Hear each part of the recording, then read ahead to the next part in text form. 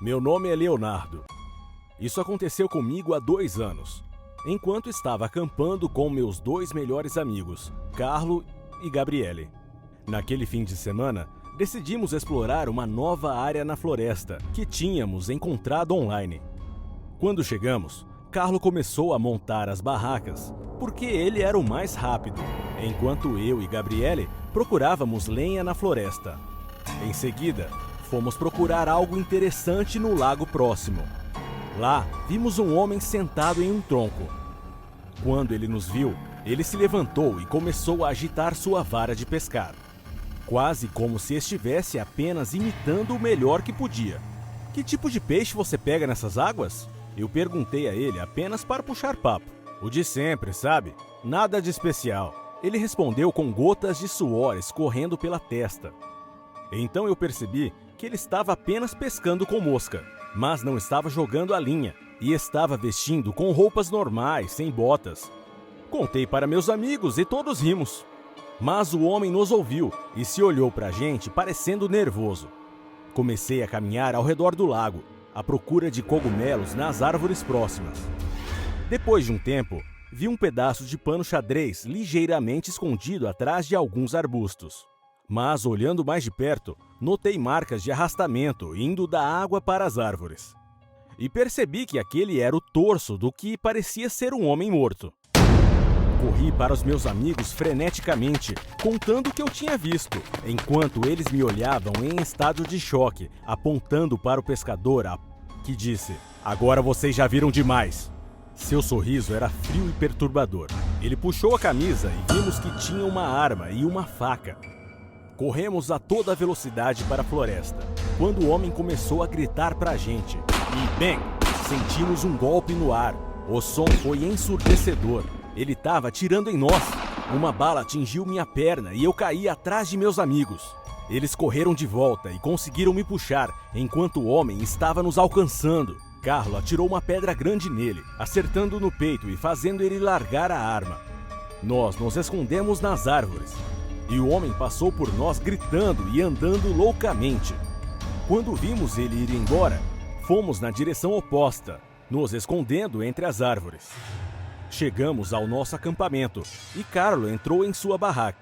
Falei para ele que tínhamos que ir embora imediatamente. Ele mostrou as chaves do carro e corremos para o estacionamento.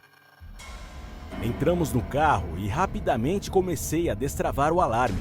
Era grande, mas eficiente. Foi então que o homem saltou direto para o para-brisa. Nós congelamos. Ele apontou a arma para mim e puxou o gatilho. Mas a arma não disparou. Ou as balas acabaram, ou a arma emperrou. Então, sem pensar muito, ele começou a bater no para-brisa.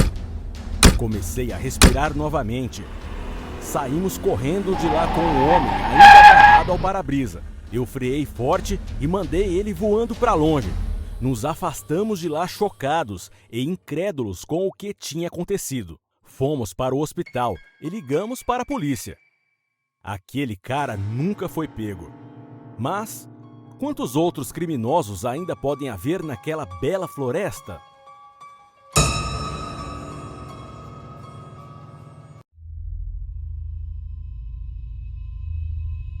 Dirigir me deixa entediada. Infelizmente, alguns anos atrás, tive que dirigir por mais de 2 horas por dia para ir a um curso de especialização corporativa. Um dia, fiquei presa no trânsito e demorei 1 hora só para passar por um bloqueio, porque um ônibus tinha saído da estrada e o caminhão de reboque não conseguia tirá-lo da lama. Finalmente, consegui passar. E, depois de alguns quilômetros, vi uma mulher grávida pedindo carona no ponto de ônibus. Tive pena dela, então parei para oferecer uma carona. Ela imediatamente abriu a porta e entrou no carro. Eu disse a ela que o ônibus estava quebrado e que ela esperaria à toa por horas. Ela me agradeceu e disse que só precisava ir alguns quilômetros à frente. Então ela começou a falar sobre o tempo e coisas do tipo. Depois de um tempo, 2 carros da polícia, com as sirenes tocando, passaram por nós e a mulher começou a ficar estranhamente inquieta. Mas aí, percebi que ela estava com a mão na bolsa e vi que estava escondendo uma faca. Agora eu tinha certeza de que algo ruim estava para acontecer. Então, percebi algo estranho em seu cabelo e vi que ela estava usando uma peruca velha e desbotada. Olhei mais de perto e vi claramente que os pelos de seu peito, mal raspados, estavam saindo do seu decote. Naquele momento, percebi que não estava falando com um caroneiro, mas com um criminoso mal intencionado. Eu estava morrendo de medo, mas consegui manter a calma. Eu não sabia o que fazer, então parei. Ela me perguntou por que eu estava parando. Eu disse que estava me sentindo mal e que precisava parar um pouco e sair do carro. Acho que ela só me deixou sair porque deixei o motor ligado. Ela rapidamente foi até o banco do motorista e saiu com pressa, mas o motor parou porque eu tinha um alarme anti-roubo. Então ela saiu do carro e me disse para voltar, enquanto eu ia embora, apontando na direção oposta. Ela começou a caminhar lentamente em minha direção. Eu fugi e ela começou a me perseguir, perdendo a peruca e gritando algo que eu não conseguia entender. Ela ficou furiosa. Depois de alguns segundos, eu já estava sem fôlego quando um carro finalmente parou. Implorei àquele homem que me ajudasse, porque alguém estava me perseguindo, mas o caroneiro havia sumido. O homem que parou me acompanhou e esperou até que eu estivesse segura em meu carro. Saí imediatamente e chamei a polícia. A polícia prendeu o caroneiro naquela mesma noite. Um bandido perigoso à solta que cometeu vários crimes. Eu poderia ter sido sua próxima vítima naquele dia. Mas aprendi minha lição. Eu nunca vou dar uma carona novamente.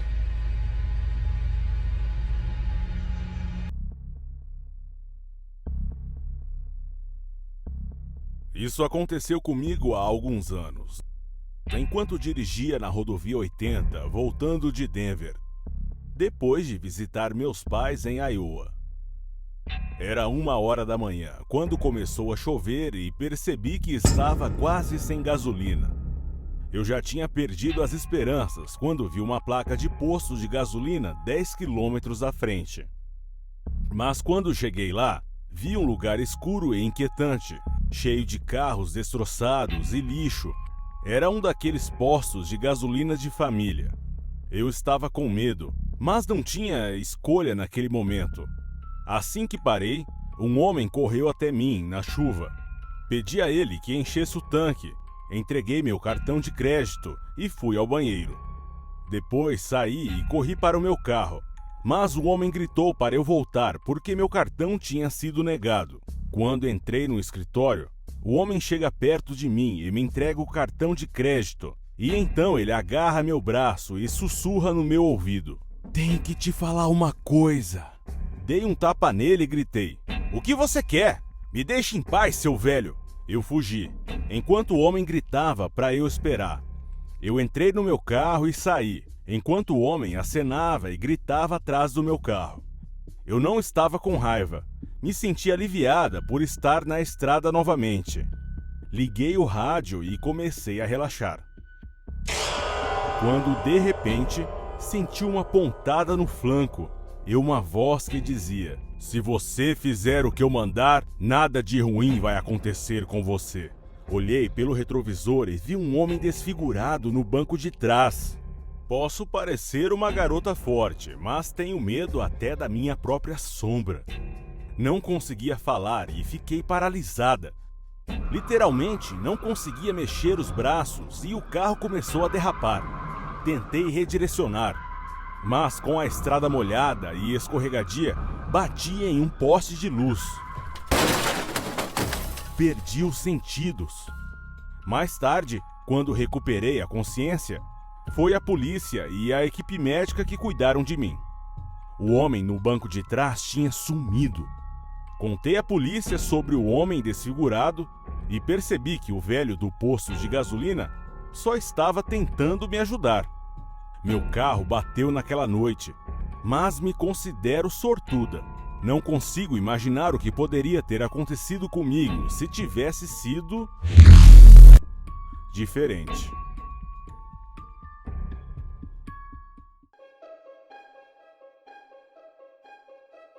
Eu era uma nerd quando estava na faculdade e não saía com garotos. É por isso que uma amiga minha me inscreveu em um site de relacionamentos.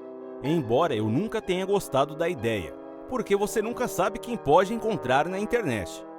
Quando entrei, recebi dezenas de mensagens, em minutos. Mas todos os caras que mostraram interesse em mim eram muito velhos ou muito estranhos. Mas teve um cara, Jim, que chamou minha atenção e comecei a responder às mensagens dele. A gente conversava todas as noites por algumas semanas e viramos amigos. E então ele me convidou para sair. Ele parecia um cara interessante, então concordei em encontrá-lo em um bar no centro. Mas então eu ouvi. Ele era uma boa pessoa, mas tentou parecer legal demais e não parava de falar. Realmente não gostei. E 10 minutos depois, já estava pensando em um jeito de sair de lá. O barman estava nos observando e percebeu que eu estava ficando entediada. Enquanto Jim estava no banheiro, o barman se aproximou e perguntou se eu estava me divertindo. Eu disse a ele que estava em um primeiro encontro e que a noite não estava indo tão bem quanto eu gostaria. Ele me perguntou se eu queria sair com ele. Fiquei tentada a dizer sim, mas então Jim voltou do banheiro. Eu balancei a cabeça em sinal de não para o barman. Quando Jim voltou para a mesa, ele parecia muito agitado e começou a falar ainda mais rápido. Eu tinha certeza de que ele havia usado alguma coisa enquanto estava no banheiro. Então, de repente, ele agarrou meu braço, me puxou e tentou me beijar. Afastei ele de mim, peguei minha bolsa e me levantei imediatamente. Nessa hora, o barman rapidamente pegou minha mão e me levou embora. Passamos por trás do bar e saímos pela porta dos fundos. Caímos na gargalhada. Ele disse que era meu salvador e que eu estava em dívida com ele. Mas, quando ele apontou para o carro, eu disse que nem sabia o nome dele. Ele sorriu, disse que seu nome era John e que, se eu não fosse com ele, ligaria imediatamente para aquele cara do bar. Eu sorri e segui até o carro. Quando chegamos ao estacionamento, encontramos 2 caras bebendo, encostados em seu carro, e John gritou para eles saírem. Um dos caras começou a se aproximar, dizendo a John para se acalmar. Mas ele foi para cima sobre ele e começou a bater no cara como um louco. Ah, não! O que está acontecendo? Eu pensei. Fui de mal a pior. Me afastei rapidamente, enquanto John acenava com os braços, gritava para eu voltar. Voltei para o bar, saí rapidamente pela porta da frente, chamei um táxi que me levou para casa. No dia seguinte, enquanto assistia ao noticiário da noite, vi uma pobre garota que foi espancada e morta em um estacionamento atrás de um bar. Era o mesmo bar onde eu tinha estado na noite anterior. Em seguida, eles mostraram a foto do assassino. E era John, o barman.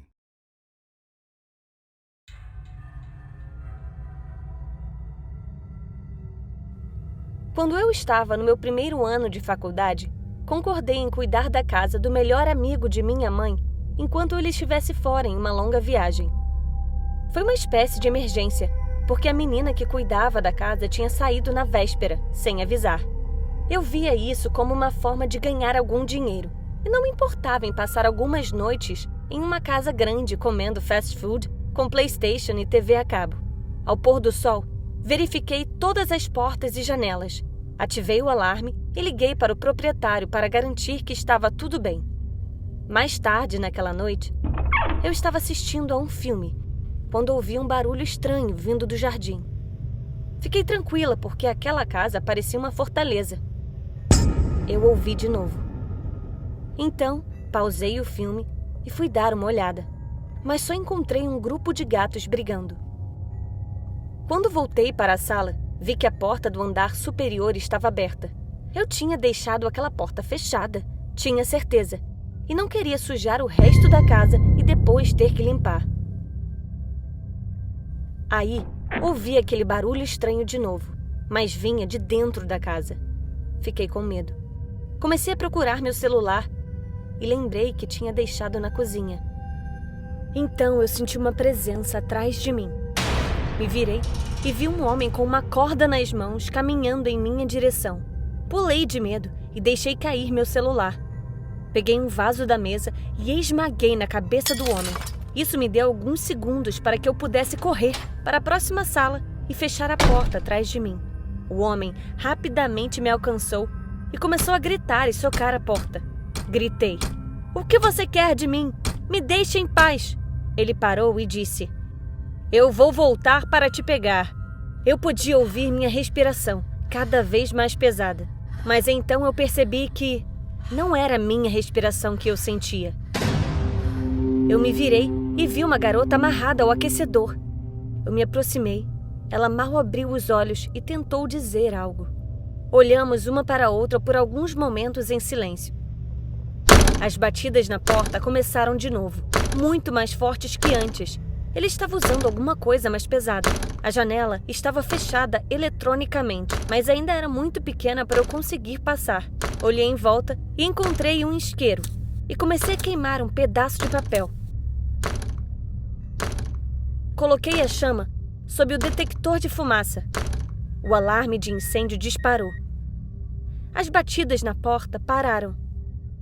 Depois de alguns minutos, os bombeiros chegaram com uma ambulância, a polícia e até a TV local. A garota estava em choque e não disse uma palavra. Ela ficou amarrada naquele quarto por 3 dias. O homem havia usado o celular da garota para manter os parentes calmos. Mas as pessoas começaram a ligar e o homem fingiu que a garota tinha precisado fazer uma viagem urgente. Eles nunca pegaram aquele homem. E, na verdade, não fui muito útil em identificá-lo. Naquela noite, uma multidão de curiosos se reuniu do lado de fora da casa. Quem sabe se ele estava entre aquelas pessoas?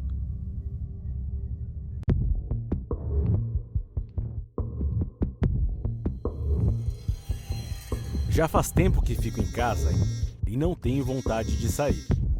Enquanto minha melhor amiga, Greta, sempre acha alguma coisa divertida para fazer. Há um ano atrás, ela foi convidada para uma festa organizada por alguns caras que ela tinha acabado de conhecer. Eu disse que não queria ir na festa na casa de estranhos. Mas na noite da festa, Greta passou por aqui e me convenceu a ir. Nós dirigimos 1 quilômetro fora da cidade, para uma área com poucos prédios. Ao nos aproximarmos da casa, uma garota sorridente abriu a porta, nos convidando a entrar. Dentro estava bastante escuro e já tinha uma dúzia de garotos dançando, bebendo e se divertindo. Queríamos muito nos divertir e conhecer alguém. Dançamos, conversamos com pessoas diferentes e bebemos por algumas horas. De repente, a música parou e ouvimos um assobio ensurdecedor. Um flash atingiu meu rosto. Do nada, me pegando de surpresa, me cegando por alguns segundos. Eu me senti sendo arrastada para a próxima sala e empurrada para o chão. Várias mãos estavam forçando meus braços atrás das minhas costas, enquanto alguém estava amarrando minhas mãos.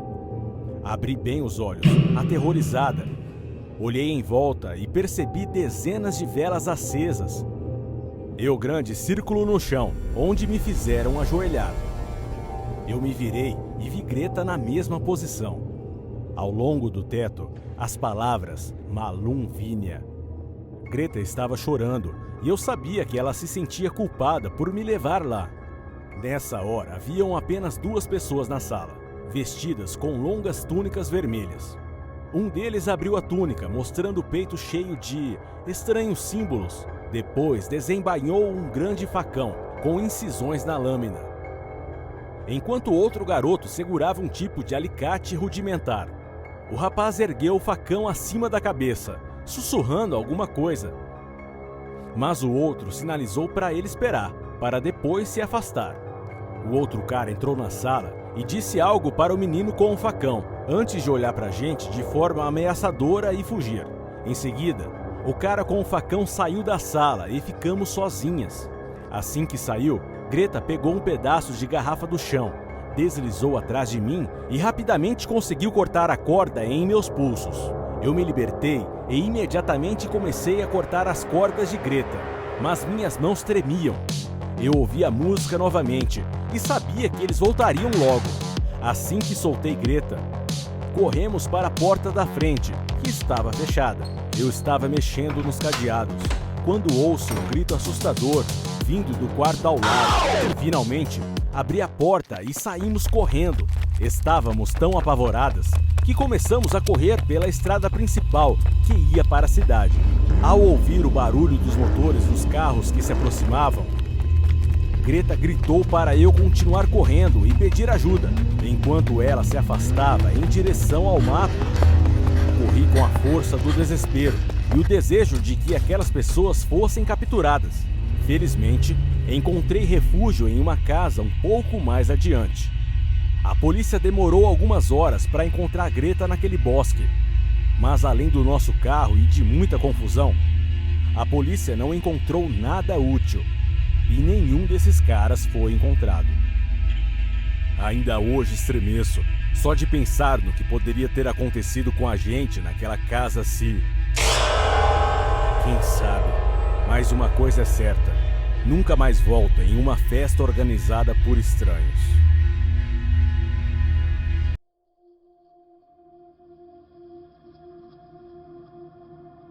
Naquele dia, eu tinha uma entrevista de emprego depois de uma aula na universidade.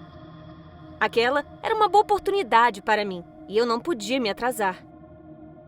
Como sempre, assim que virei a esquina, vi o ônibus se afastar do ponto. Quando tirei o celular do bolso para chamar um táxi, todos os documentos de que precisava para a entrevista caíram diretamente em uma poça no chão. Uma mão apareceu do nada e começou a pegar os papéis. Era um garoto que me deu os documentos e disse: "Tá aqui, doçura." Sorri para ele e corri para o ponto de táxi. O resto do dia correu melhor. Felizmente. Consegui passar na entrevista e eles me ofereceram um emprego. Naquela noite, eu precisava relaxar, então chamei algumas amigas para ir tomar um drink em um bar no centro. A noite estava indo bem. Depois de um tempo, fui ao banheiro arrumar o cabelo e conferir minha maquiagem. Quando voltei para a mesa, encontrei um bilhete sob meu copo. "Oi, doçura. Que bom ver você." Minha amiga jurou que não viu quem o deixou. Olhei em volta, olhei para as pessoas no bar, tentando descobrir quem tinha deixado aquele bilhete. E não parecia ter sido ninguém. Mas então me lembrei. Eu sabia que tinha que ser aquele cara. A palavra doçura me lembrou dele na mesma hora. Mais tarde, eram 4 da manhã quando meu telefone tocou e acordei assustada. A chamada era de um número anônimo. "Oi, doçura. Mais relaxada depois de um dia longo? Te vejo de manhã." E então ele desligou. Quem é esse cara? Eu nem me lembro do rosto dele e como ele conseguiu meu número. Mas então eu percebi. Em cima da mesa, na minha frente, estavam todos os documentos que haviam caído na água. E na parte de cima da página, à vista de todos, está meu nome e todos os meus dados para contato. Nas semanas seguintes, todas as noites, eu recebia sempre os mesmos telefonemas e alguns recados na porta da minha casa. "Olá, doçura. Hoje você está linda." "Oi, doçura.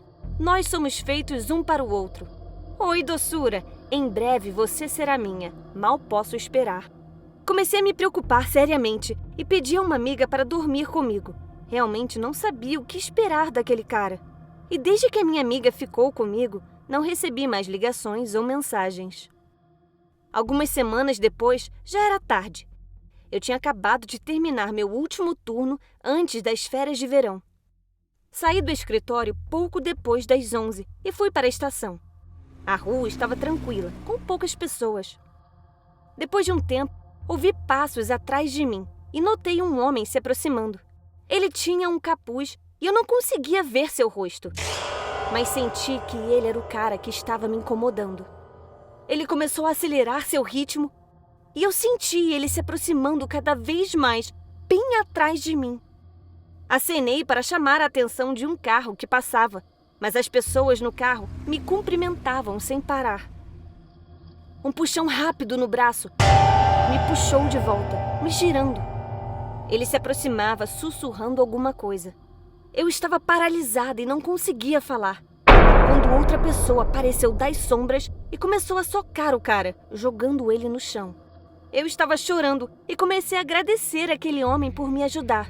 Então ele se virou e disse: "Oi, doçura. Sorte eu estar por perto." E depois disso, tudo ficou embaçado. Quando recuperei a consciência, a pessoa com o capuz segurava minha mão e um policial com ele. Eles me disseram que o stalker já havia irritado outras garotas e então eles estavam nos observando. O cara que estava me seguindo estava lá para me proteger.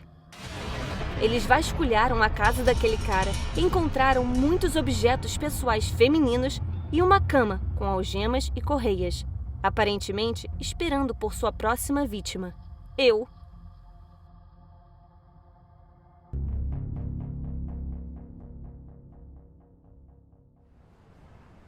Meu nome é Samuel. Tive vários empregos de meio período para ganhar algum dinheiro enquanto estudava, como entregador de pizza, por exemplo. Eram 11 horas de uma noite de verão e eu tinha que entregar meu último pedido em um bairro luxuoso próximo. Quando cheguei lá, a casa parecia velha e as luzes lá dentro estavam apagadas. Liguei no interfone algumas vezes, mas ninguém respondeu. Empurrei o portão, estava aberto, e então atravessei o jardim até a varanda. Encontrei um bilhete na porta. A porta está aberta. Entre e deixe a pizza sobre a mesa. Entrei hesitante. A entrada estava escura e eu não conseguia encontrar o interruptor de luz. Então, usei a lanterna do meu celular. Vi uma mesa na minha frente, com o dinheiro em cima. Coloquei a pizza na mesa e peguei o dinheiro. Quando, de repente, a porta se fechou atrás de mim, me dando um susto. Iluminei a entrada, mas não havia ninguém. Corri alguns passos à frente e puxei a porta, mas estava trancada e não consegui abrir. Tentei chamar alguém, mas parecia que estava sozinho na casa. Ao longe, ouvi um telefone tocando na sala. Peguei e atendi. "Se você não fizer o que eu digo, você vai morrer." "Que tipo de piada é essa? Deixe-me sair", eu respondi a ele. "Vá para a cozinha." Ele disse e atacou. Tentei ligar para 190, mas o celular não tinha sinal. Peguei outro telefone novamente, mas estava bloqueado. Tentei abrir as janelas, mas, para meu horror, cada janela tinha pregos enferrujados que prendiam a moldura. Usando a lanterna do meu celular, caminhei pelo corredor até a cozinha. O lugar era um lixo e não havia sinal de vida. Sobre a mesa estava um cronômetro com cerca de 10 minutos restantes e um bilhete. "Esse é o tempo que você ainda tem neste mundo." Fiquei muito assustado e comecei a procurar algo para usar como arma, mas não achei nada de útil. Abri a outra porta e fui imediatamente atingido por um cheiro terrível. Era um banheiro. Esbarrei na banheira cheia até a borda. Enquanto eu estava lá olhando confuso, algo saiu para a superfície. Foi então que percebi que a banheira estava cheia de algo que parecia ser corpos humanos. Vomitei até a minha alma e percebi que aquilo não era brincadeira. Notei uma pequena abertura na parede. Subi na pia e comecei a gritar e pedir ajuda na esperança de chamar a atenção de alguém. Parei quando ouvi uma campainha ensurdecedora. Era o cronômetro da cozinha. Eu ouvi um barulho forte de arrastamento e a porta da frente se abriu. Eu vi um homem parado no escuro, com um machado na mão. Ele disse: "Seu tempo acabou." O cara era enorme, eu sabia que não tinha chance de dominá-lo e recuei para outra sala enquanto ele caminhava na minha direção.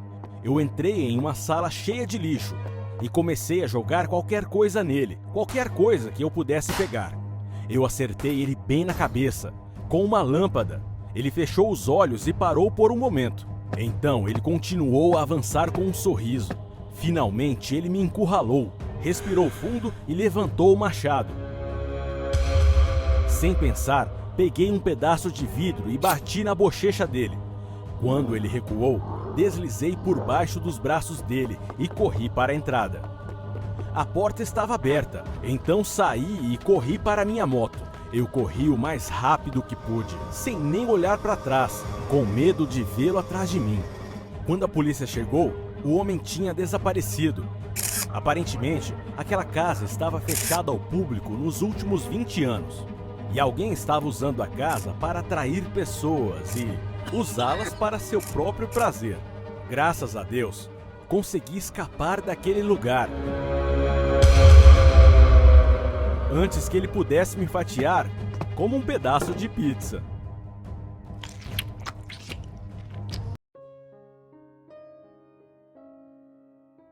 Eu morava em um bairro chique. Tinha muitos amigos e era feliz. Mas isso estava para mudar. No verão passado, eu estava em casa com meus pais. Meu pai estava montando prateleiras, enquanto minha mãe preparava sua lasanha especial de pesto. Ricardo, nosso vizinho que tinha acabado de se mudar para a casa em frente à nossa, veio nos visitar para se apresentar. Ele era um homem simpático e falante, na casa dos 50 anos.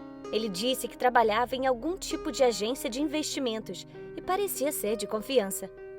Quando ele saiu, nos cumprimentou calorosamente, com um grande sorriso, mas notei algo estranho em seus olhos. No entanto, nos dias seguintes, encontrei com ele na rua muitas vezes. No começo, achei que fosse apenas uma série de coincidências. Afinal, ele era meu vizinho. Mas então comecei a vê-lo em todos os lugares e tive a impressão de que ele estava me seguindo. Mas assim que ele via meus pais, desaparecia. Até que um dia ele apareceu e perguntou se eu tinha alguma rede social. Eu menti e disse que não, mas aí ele perguntou se podia tirar uma foto minha. Eu disse que não e fui embora, mas ele ainda tirou fotos minhas com o seu celular. Eu estava confusa e simplesmente não entendia por que aquele homem estava me seguindo e o que ele queria de mim. Naquela noite, peguei o telescópio de meu pai e tentei espiar dentro da casa do vizinho, do outro lado da rua, para ver o que ele estava fazendo. O que vi me chocou. Ele estava olhando minhas fotos no celular e tinha uma parede cheia de fotos de meninas. Aquele homem não era apenas um cara estranho. Ele era uma pessoa doente e também obcecado por meninas. Na noite seguinte, ouvi um barulho estranho e vi ele mexendo na nossa lixeira. Não pude acreditar no que estava acontecendo quando vi ele pegar meu absorvente usado. Isso foi demais. Decidi que no dia seguinte falaria com meus pais para que ligassem para a polícia. Eu tentei dormir. Mas no dia seguinte, acordei com o barulho da polícia, de pessoas gritando. Então corri para a cozinha e encontrei a polícia prendendo meus pais. Eu gritei e corri em direção a eles, mas o vizinho me parou e disse: "Pare, sinto muito, mas essas pessoas não são seus pais verdadeiros. Essas pessoas sequestraram você quando tinha apenas 3 anos de idade. Estamos à sua procura há mais de 14 anos e finalmente encontramos você." O DNA confirmou tudo.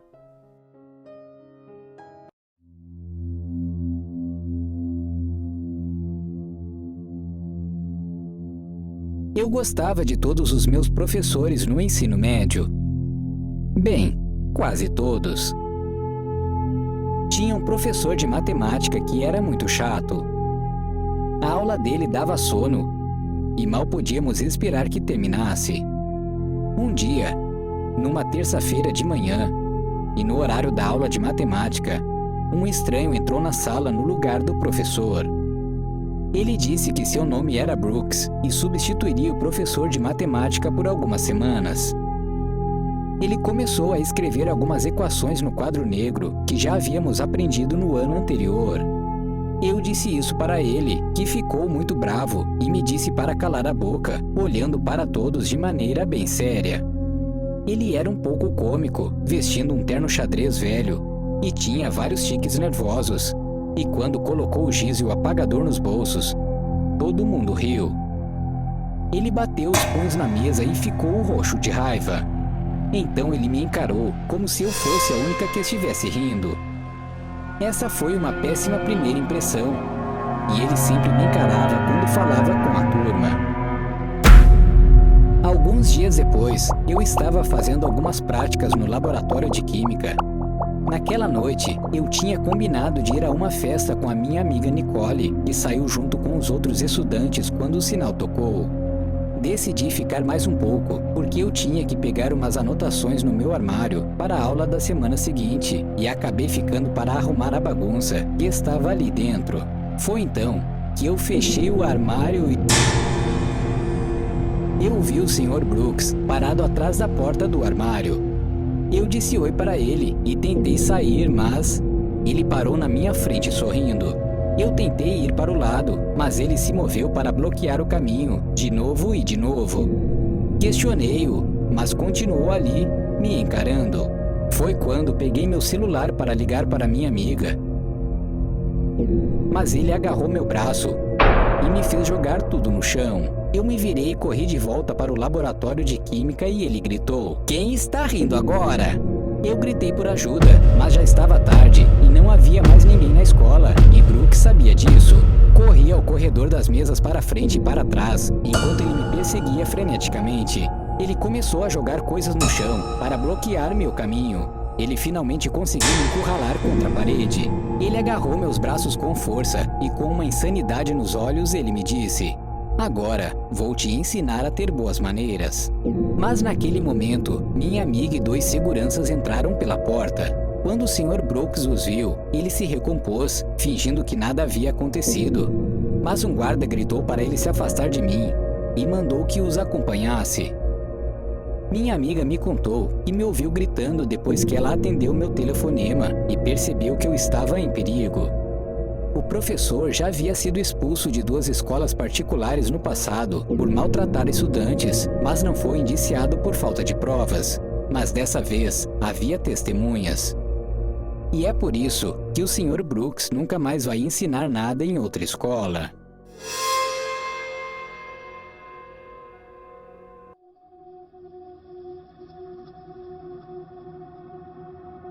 As promoções de verão tinham acabado de começar. E eu fiquei o dia todo procurando algo legal para comprar. Já fazia muito tempo que eu não comprava algo para mim. Então, eu me senti um pouco melhor com isso. Mas eu tive uma sensação estranha, como se estivesse sendo observada. Naquela noite, eu ainda tinha que pegar o trem para ir para casa. E minha amiga deu a sorte de morar bem perto das lojas. Minha amiga me acompanhou até a estação. E como eu tinha que usar o banheiro, pedi a ela para segurar minhas compras. Fiquei o dia todo na rua, então eu realmente precisava ir e não tinha outra escolha, a não ser usar o banheiro público. Parecia que estava limpo pelo menos, e era grande, com muitas cabines. Escolhi uma das cabines, fechei a porta e me sentei. Naquele momento, eu vi uma sombra se mexendo do lado de fora e ouvi um barulho estranho. Parecia que alguém estava falando alguma coisa. E como sempre, o trinco da cabine que eu escolhi não estava funcionando. De repente, uma figura começou a se aproximar da minha porta. E eu vi um homem tentando bisbilhotar no espaço que havia entre a porta e a cabine. Eu gritei na mesma hora: "Some daqui, seu pervertido!" Aparentemente, ele se afastou. Mas ele voltou e tentou pegar a minha bolsa, que estava perto dos meus pés. Segurei a bolsa o mais forte que pude, mas a alça arrebentou. Ele conseguiu puxar. Saí rapidamente e corri atrás dele. Eu vi que ele tinha se escondido perto das 2 últimas cabines. Mas ele me viu, puxou uma faca e começou a caminhar na minha direção. Saí dali o mais rápido que pude e tentei fugir, mas a porta estava trancada. Por sorte, era uma trava giratória e eu consegui girá-la para sair. Corri o mais rápido que pude e gritei para chamar a atenção de alguém. Minha amiga me ouviu gritar e veio até mim. Eu disse a ela que minha bolsa havia sido roubada com todo o meu dinheiro, cartões de crédito e celular, que tinha milhares de fotos minhas. A polícia chegou rapidamente e vasculhou a área. Fez uma varredura total, mas nem sinal do ladrão. Os policiais gentilmente me acompanharam até a plataforma, para garantir que eu pegasse o trem em segurança. Quando o trem começou a andar, senti uma segurança na hora e me inclinei para fora da janela, para me despedir da minha amiga. Desde então, nunca fui a um banheiro público sozinha de novo.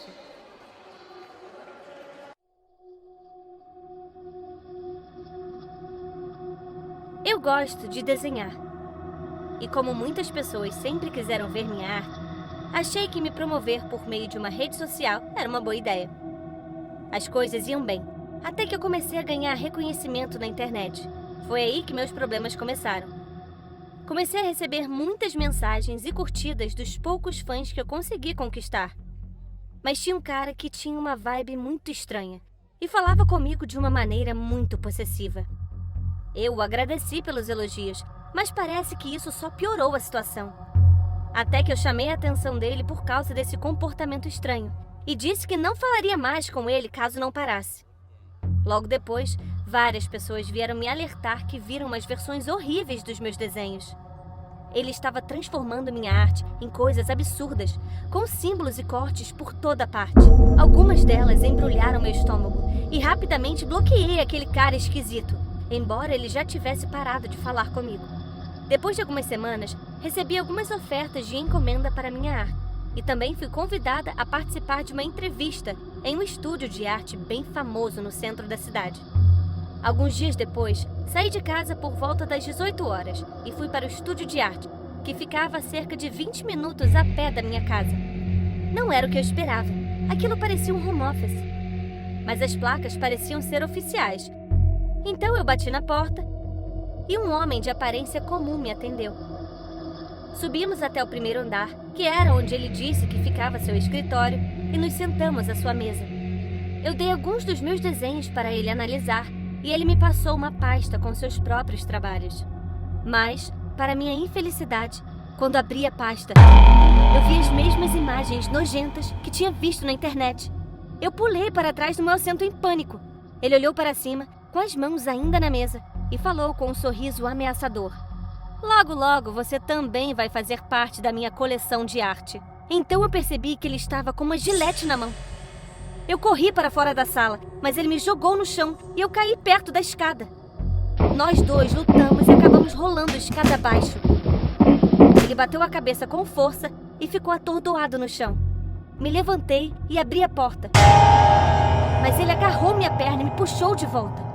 Eu chutei a cabeça dele e finalmente consegui sair. Corri para fora de casa e pedi ajuda de um vizinho para chamar a polícia. Eles vieram e revistaram a casa, mas ele havia desaparecido.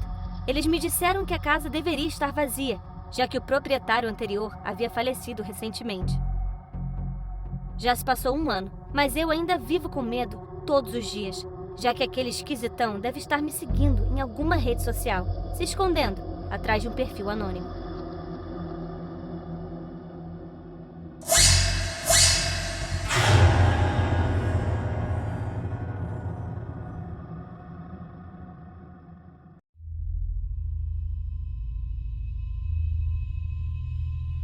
Pode parecer trivial ou infantil, mas a verdade é que todos nós, pelo menos uma vez na vida, acreditou que havia algo debaixo da cama. E essas 5 histórias apenas representam isso. Em 2014, enquanto estava deitada em sua cama, uma menina de 16 anos recebeu uma mensagem de texto em seu celular que dizia: "Eu estou observando você." A garota não deu muito crédito para a mensagem e continuou dormindo. E então recebeu outra mensagem de texto: "Estou na sua casa." A menina ficou assustada e resolveu passar o resto da noite com a sua mãe. Voltou para o seu quarto no dia seguinte e se sentiu bastante incomodada, pois estava com uma sensação de estar sendo observada. Percebeu que seus chinelos mudaram de lugar e a sensação de estar sendo observada só aumentou com o tempo. Ela olhou em seu guarda-roupa, atrás das cortinas e, finalmente, debaixo da cama. E foi ali que ela encontrou um homem que estava escondido debaixo de sua cama a noite toda. A garota gritou, mas o homem foi rápido. Pegou o celular da mão dela e se jogou pela janela para escapar. a polícia conseguiu capturá-lo e ele foi acusado de perseguição e invasão. Em 2014, um casal de Seattle voltou ao seu apartamento tarde da noite e encontrou sua casa completamente destruída e vandalizada. Mas aparentemente nada havia sido roubado. Após revisitar o local, os policiais encontraram uma bolsa e um documento de uma mulher desconhecida. No entanto, foi só depois que os policiais foram embora que Brian e Bridget O'Neill fizeram uma descoberta verdadeiramente angustiante. Quando o casal começou a limpar a bagunça, o homem mudou a cama de lugar ligeiramente para pegar uma pulseira do chão e ouviu um barulho vindo de algo vivo. De acordo com seus relatos, eles chamaram a polícia novamente, que encontrou uma mulher magra, armada com uma faca e agulhas hipodérmicas, escondida debaixo da cama. A intrusa havia subido em uma árvore e entrou em uma janela que estava aberta. As intenções dessa mulher ainda são desconhecidas até hoje. Em uma noite comum de 2013, Jeff Bush, um homem que morava na Flórida, se deitou em sua cama como de costume. Mas ele não sabia que algo além da sua imaginação estava prestes a acontecer. Mais tarde naquela noite, o irmão de Jeff, Jeremy, ouviu um estrondo vindo do quarto de Jeff. Ele correu para o quarto de seu irmão e abriu a porta, mas tudo havia sumido. Havia apenas um buraco profundo e muito escuro. Jeremy tentou descer para ajudar o irmão, mas o chão ainda estava desmoronando sob seus pés. O próprio Jeremy foi resgatado a tempo pelo xerife. Depois de alguns minutos, o buraco ficou tão grande que engoliu toda a casa e grande parte do jardim. A análise do buraco com scanners revelou uma profundidade de mais de 40 metros, com água fluindo no subsolo. Uma mulher de Palm Springs estava procurando por seu gato antes de dormir. Ela se ajoelhou e estendeu a mão para debaixo da cama, mas sentiu outra coisa que não parecia ser seu gato. Christian Vidovic, de 25 anos, estava escondido debaixo de sua cama depois de ter invadido a casa. Por sorte, o homem não atacou a mulher e fugiu quando foi confrontado. Ele foi preso mais tarde pela polícia e foi acusado de roubo e de resistir à prisão. E por último, um jogador de cricket chamado Gil Whitall se hospedou no alojamento Yumani, no Zimbábue, e não se preocupou em olhar debaixo de sua cama. Na manhã seguinte, ele se deitou na beirada de sua cama com os pés suspensos e começou a organizar seu dia. E ele não imaginava que estava a poucos centímetros da morte.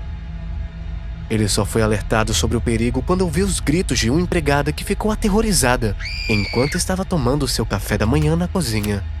A empregada viu um crocodilo de 150 quilos escondido debaixo da cama do homem. A criatura se esgueirou no dia anterior, saindo de um rio próximo.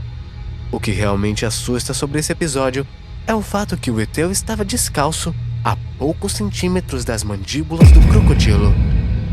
E qual é a moral da história?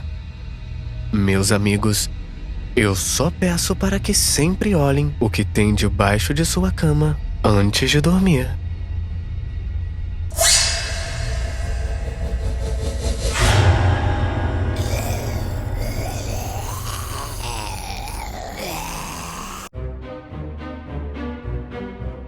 Todos já sabemos o que é um zumbi e como eles são retratados. São lentos, não possuem livre-arbítrio ou personalidade e vagam com um único propósito: comer carne. Tal como acontece com todos os rumores e mitos, talvez haja uma pitada de verdade por trás deles. Então perguntamos: existe alguma verdade por trás desses seres malignos?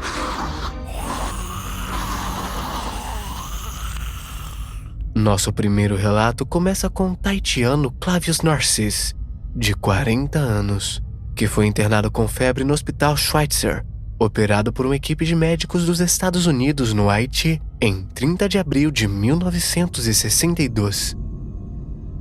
Ao chegar, ele estava com dificuldades para respirar e reclamou que haviam insetos rastejando em sua pele e dentro de seu corpo.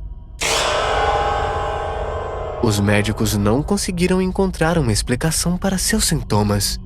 Conforme o tempo passava, a condição do homem piorava e ele foi declarado morto 3 dias depois.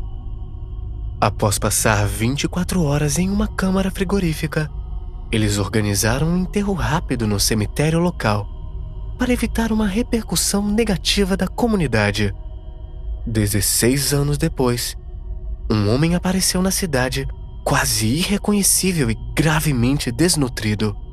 Os moradores mais velhos instantaneamente o reconheceram como Clavius Narcisse, que havia ressuscitado dos mortos.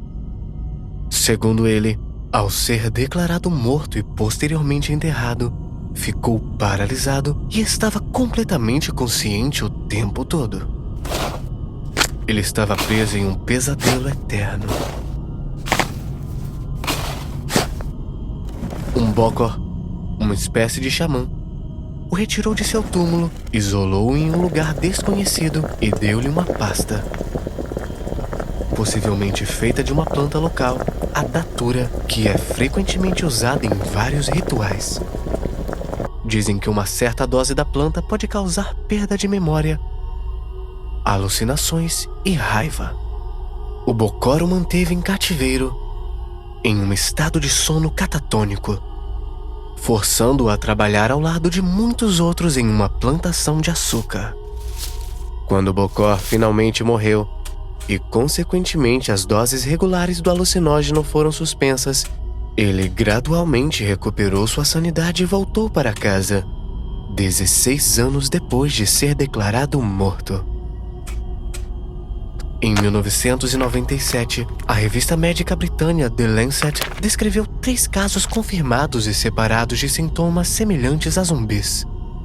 Um desses casos é o de uma haitiana de 30 anos que, assim como na história anterior, foi declarada morta logo após adoecer e ser internada em um hospital. Ela também foi enterrada, mas dessa vez foi na cripta da família, e reapareceu em sua antiga casa 3 anos depois. Uma investigação sobre o local de sepultamento revelou que alguém havia removido o corpo e o substituído por pedras antes do selamento da cripta para não alertar a família. Existem muitas histórias nos anos 80 sobre pessoas que desapareceram e reapareceram anos depois em suas antigas casas. Supunha-se que essas pessoas haviam recebido de alguma forma uma mistura composta de ervas e ossos de animais, formando um pó misterioso que era comumente chamado de pó do zumbi, que contém tetrodotoxina, uma neurotoxina mortal comumente encontrada no baiacu. Doses suficientemente altas dessa neurotoxina pode causar paralisia e até coma. Para qualquer pessoa que te observasse, você pareceria morto, apenas para ser exumado, revivido e depois escravizado com sintomas semelhantes a um zumbi, como lentidão, capacidade mental diminuída e problemas respiratórios. Tornou-se então um problema tão grande para o governo do Haiti que em 1883 eles aprovaram o artigo 246, que proibia a prática de zumbificação, e quem fosse acusado de tal prática sofreria exílio. Existem relatos de corpos sendo reanimados e ressuscitados desde a época da Bíblia. Isso significa que zumbis são reais? Ou isso é apenas uma particularidade da racionalização humana e de sua relação com a morte?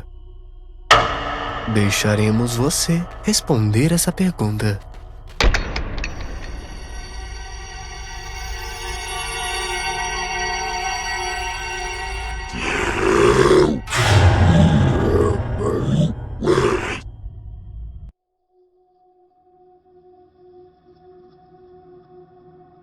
Esta série de eventos ocorreu em 1970.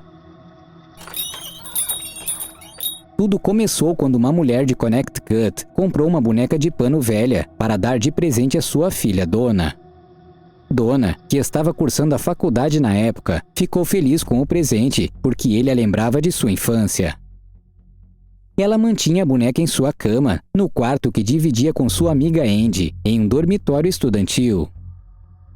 Depois de algum tempo, as duas amigas notaram que havia algo de errado com a boneca. Ela parecia que estava se movendo. Essas mudanças de posição eram imperceptíveis no início. Apenas a cabeça ou as pernas se moviam. Até que elas descobriram que a boneca mudou de posição sozinha. Eventualmente, acabava indo para um local totalmente diferente daquele em que havia sido deixada. No começo, elas acharam que era uma brincadeira dos outros estudantes, então decidiram colocar a boneca na sala. Mas todos os dias, elas a encontravam de volta na cama. E então algumas mensagens começaram a aparecer, escritas em uma caligrafia que parecia ser feita por uma criança, em pedaços de papel. E as mensagens diziam: "Me ajude". Diante desses eventos inexplicáveis, elas decidiram chamar um especialista paranormal. Assim que o médium tocou na boneca, ele entendeu exatamente o que estava acontecendo naquela casa. A boneca estava possuída pelo espírito de Annabelle Higgins, uma garotinha que morreu aos 7 anos de idade, no mesmo terreno onde foi construída a residência estudantil. Ela também disse que o espírito não era mau ou perigoso, mas que estava apenas tentando chamar a atenção das duas garotas. Depois de conhecer essa história, Donna e Andy não quiseram se livrar da boneca, pois sentiram pena do espírito e a deram o nome de Annabelle. O namorado de Andy, Lou, que muitas vezes ficava naquele apartamento, não gostava muito da boneca e insistiu que era melhor jogar a boneca fora de uma vez. Mas Annabelle acabou permanecendo na casa. Nos dias seguintes, Lou presenciou alguns eventos perturbadores.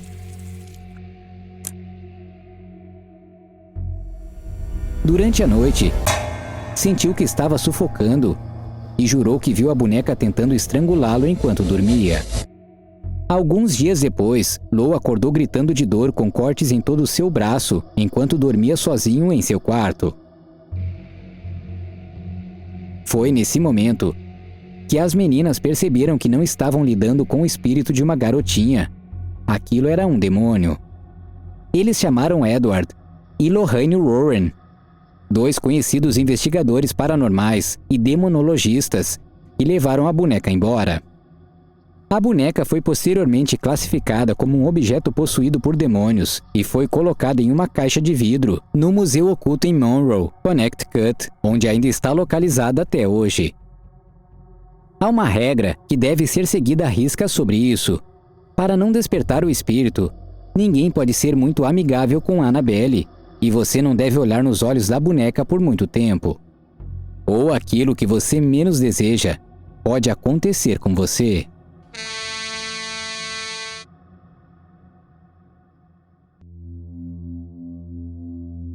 Era uma noite fria no Arizona, 5 de novembro de 1975. Na Floresta Nacional Apache Sitgreaves, o lenhador de 22 anos Travis Welton e seus 6 colegas de trabalho estavam atrasados em um projeto. Então eles decidiram trabalhar durante a noite para cumprir o prazo. Tarde da noite, quando o grupo havia finalmente terminado seu trabalho, eles retornaram para a van e partiram para a cidade mais próxima, Snowflake. No meio do caminho, eles foram parados na pista por um brilho misterioso que emanava por trás das árvores que cercavam a estrada, e eventualmente viram algo que não conseguiam acreditar. A luz parecia ter vindo de algum tipo de disco que estava suspenso no ar, a não mais do que 30 metros na frente deles. A curiosidade dominou Travis e ele saiu da van e começou a caminhar em direção ao disco misterioso. Os outros permaneceram dentro do veículo gritando e pedindo para Travis não ir adiante. De acordo com os relatos fornecidos pelos homens na van, conforme Travis se aproximava do objeto, ele começou a balançar de um lado para o outro, fazendo um barulho alto, parecido com o de uma turbina. Travis parou de andar para frente e começou lentamente a andar para trás na nossa direção. O disco emitiu um raio de pura luz que atingiu Travis. Ele se levantou do chão e, como se estivesse em câmera lenta, ele foi colocado de volta no chão, mas permaneceu imóvel. Seus colegas de trabalho fugiram em pânico, sem considerar pegar Travis primeiro. Mais adiante, Roger disse às autoridades que ele achou que o disco voador o estava perseguindo. Devido ao estado altamente emocional dirigindo na pista, Roger acabou saindo da estrada e batendo a van. Após discutirem o que fazer, os colegas de trabalho decidiram voltar para buscar Travis. Ao voltarem para onde eles o tinham deixado, eles perceberam que ele estava desaparecido. Ele não estava em lugar nenhum, assim como o disco. É claro, ao recontarem sua história à polícia local, os policiais ficaram céticos e perguntaram se eles haviam bebido. Os policiais só ficaram interessados quando os homens pediram por ajuda devido ao fato de Travis ainda estar desaparecido. No dia seguinte, o misterioso desaparecimento de Travis Walton havia ganhado a atenção da mídia. Repórteres e ufologistas foram até Snowflake junto com membros do público geral. Voluntários começaram a vasculhar a área em busca de Travis. A polícia fez sua parte com helicópteros, oficiais montados e cães farejadores. A polícia não tinha dúvida de que esta era uma investigação de assassinato e não algo de outro mundo. Eles estavam convencidos de que os homens haviam matado Travis e que eles estavam tentando cobrir seus rastros. Eles pediram para que cada trabalhador fizesse um teste com polígrafo. Cada um deles negou ter machucado Travis, negou saber onde estava seu corpo e todos insistiram que viram um OVNI que teria sequestrado seu amigo. Todas as linhas de questionamento mostraram que eles estavam falando a verdade. Isso empolgou muitos ufologistas. Após quase uma semana, pouco antes da meia-noite, a irmã de Travis recebeu um telefonema. Aqui é o Travis, eu estou em uma cabine telefônica no posto de gasolina de Heber e eu preciso de ajuda. Venha me buscar. A mulher e seu marido entraram no carro e correram até Heber. Eles encontraram Travis deitado no chão, delirando e murmurando algo incoerente para si mesmo e vestido com as mesmas roupas que ele usava quando desapareceu. Travis relatou que a última coisa de que ele se lembrava era o raio de luz o atingindo. Quando ele despertou, ele se encontrou deitado em uma plataforma de metal com uma lâmpada brilhante em cima dele. Não demorou muito para ele notar que não estava sozinho na sala. Se levantando, Travis conseguiu empurrar uma das criaturas para o lado e gritou para as outras ficarem longe dele. Se virando, Travis notou um cilindro de vidro. Ele o agarrou e o apontou para as criaturas, se defendendo como se aquilo fosse uma arma. Se esgueirando até a porta, ele se encontrou em um longo corredor. No final do corredor estava uma grande sala esférica com uma cadeira no centro. Ele estava com muita dor e sem nenhum outro lugar na sala para descansar. Ele se sentou na cadeira. Assim que Travis se sentou na cadeira, o teto e as paredes ficaram repletos de luzes e símbolos, semelhantes às estrelas e constelações que ele conhecia. Uma abertura apareceu no painel de controle no braço da cadeira e um tipo de alavanca saiu dela. Ao puxá-la, as estrelas ao redor do teto começaram a girar ao seu redor. Travis ficou assustado e se levantou da cadeira. Assim que ele se levantou do assento, as luzes no teto e nas paredes desapareceram. Ele sentiu uma mão repousando em seu ombro. Ele ficou feliz em encontrar uma figura humana com um macacão azul. Ele tentou fazer perguntas ao homem, mas não teve respostas. O homem pegou seu braço e sinalizou para ele segui-lo. Guiando até o corredor, eles chegaram a uma rampa de metal com um grande salão aberto. Neste lugar estavam vários veículos com formato de disco alinhados como em um estacionamento. Mais uma vez, o homem sinalizou Travis para segui-lo e o levou até uma sala lateral onde mais 2 homens e uma mulher vestidos de modo semelhante a esse estranho estavam aguardando. Enquanto Travis olhava ao redor da sala, os 2 homens de repente o seguraram enquanto a mulher colocava um tipo de máscara de oxigênio sobre o rosto dele. Não demorou muito para Travis perder a consciência. Quando ele despertou, ele estava no posto de gasolina de Herbert. Conseguiu ligar para sua irmã e pedir ajuda antes de perder a consciência novamente. Enquanto sua visão escurecia, ele observou um OVNI voar para cima e desaparecer. Alguns anos depois, várias pessoas declararam também terem visto o raio de luz ou o disco no céu, mas uma agência desconhecida as obrigou a ficarem em silêncio. Até hoje, ninguém sabe exatamente o que aconteceu na pequena cidade de Snowflake. Tudo o que sabemos essa não será a última vez que nós ouviremos falar destes tipos de avistamentos. Quem sabe, eles podem já estar entre nós.